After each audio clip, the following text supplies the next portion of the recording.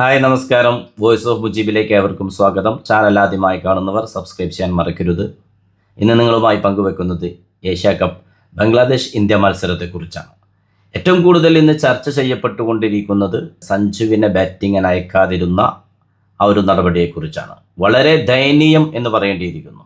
ഇത് ഇന്നും ഇന്നലെയും തുടങ്ങിയതല്ല. നമുക്കറിയാം, സഞ്ജു സാംസൺ അദ്ദേഹത്തിൻ്റെ പ്രതിഭ കൊണ്ടു തന്നെയാണ് ഇന്ത്യൻ ടീമിൽ എത്തിപ്പെട്ടത്. എത്ര കാത്തിരിക്കാനും അദ്ദേഹം തയ്യാറായിരുന്നു. അദ്ദേഹത്തിൻ്റെ ആ പരിശ്രമം വിജയിച്ചു. പക്ഷേ ഇന്നും ടീമിലെടുത്തിട്ടും അദ്ദേഹത്തെ അവസരങ്ങൾ നിഷേധിക്കുന്ന ഒരു കാഴ്ച. തൻ്റെ ഇഷ്ടപ്പെട്ട പൊസിഷൻ ഓപ്പണിങ്ങിൽ തുടരെ 3 സെഞ്ചുറികൾ നേടി ആ നേടിയ ബാറ്ററെ അദ്ദേഹത്തിന് ഇഷ്ടമല്ലാത്ത മറ്റൊരു പൊസിഷനിലേക്ക് മാറ്റുന്നു. അതുകൊണ്ടും തൃപ്തിപ്പെടുന്നില്ല. അതും കഴിഞ്ഞ് ബാറ്റിങ്ങിന് പോലും മയക്കാതെ കാഴ്ചക്കാരനായി ഇരുത്തുന്നു. എന്താണ് ഇതിനർത്ഥം? ഒമാനെതിരെയുള്ള മത്സരത്തിൽ പല പരീക്ഷണങ്ങളും നടത്തിയിട്ടുണ്ട്. പക്ഷെ ആ ഒരു മത്സരത്തിൻ്റെ പ്രാധാന്യം എത്ര ഉണ്ടായിരുന്നു നമുക്കറിയാം. സൂര്യകുമാർ യാദവ് ഒന്നും ബാറ്റിങ്ങിന് ഇറങ്ങിയിട്ടില്ല. ആ ഒരു മത്സരം പോലെ ആയിരുന്നില്ല ബംഗ്ലാദേശിനെതിരെയുള്ള ഇന്ത്യയുടെ മത്സരം. ഇന്ത്യക്ക് ഫൈനൽ ഉറപ്പിക്കേണ്ട മത്സരമായിരുന്നു അത്. ആ ഒരു മത്സരത്തിലാണ് ഇത്തരത്തിലുള്ള ഒരു അബദ്ധ തീരുമാനം എന്ന് പറയാൻ വയ്യ. ഇതൊരു മുൻ പ്ലാനിങ്ങിനുള്ള തീരുമാനം എന്ന് പറയേണ്ടിയിരിക്കുന്നു. സഞ്ജു സാംസൺ പാകിസ്ഥാനെതിരെ ഒന്ന് നിറം മങ്ങിപ്പോയി, അത് യാഥാർത്ഥ്യമാണ്.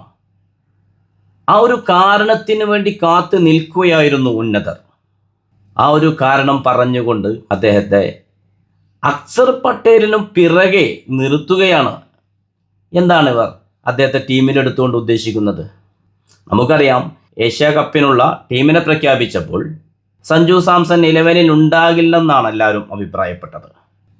എക്കാലത്തും സഞ്ജു സാംസനെ പിന്തുണച്ച് സംസാരിച്ചിട്ടുള്ള ഹർഷ ഭോഗലെ പോലും പറഞ്ഞത് 11-ൽ ഒരിക്കലും സഞ്ജു സാംസൺ വരാൻ സാധ്യതയില്ല, ജിതേഷ് ശർമ്മയായിരിക്കുമെന്നാണ്. അതിനെല്ലാം മറികടന്നുകൊണ്ട് സഞ്ജു സാംസൺ 11-ൽ ഉൾപ്പെട്ടിട്ട് അദ്ദേഹത്തിന് ബാറ്റിങ്ങിനിറങ്ങാൻ അവസരം കൊടുക്കാത്ത ദയനീയ കാഴ്ച.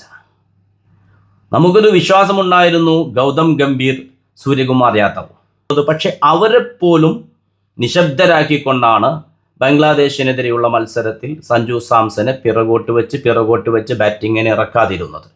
ആരെയാണ് ഇവിടെ തഴയുന്നത്? നേരത്തെ പറഞ്ഞു, 2020-ൽ 3 തവണ തുടരെ സെഞ്ചുറി നേടിയിട്ടുള്ള ഒരു wicket keeper batter, player of the match award നേടിയിട്ടുള്ള വിക്കറ്റ് കീപ്പർ ബാറ്റർ. എന്തിനാണ് ഈ നാടകം?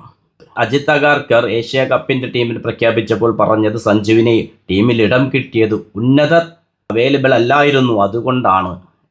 ഒരു സെലക്ടർ പറയേണ്ട വാക്കാണോ അത്? ഉന്നത കളിക്കാർ ആരാണ്?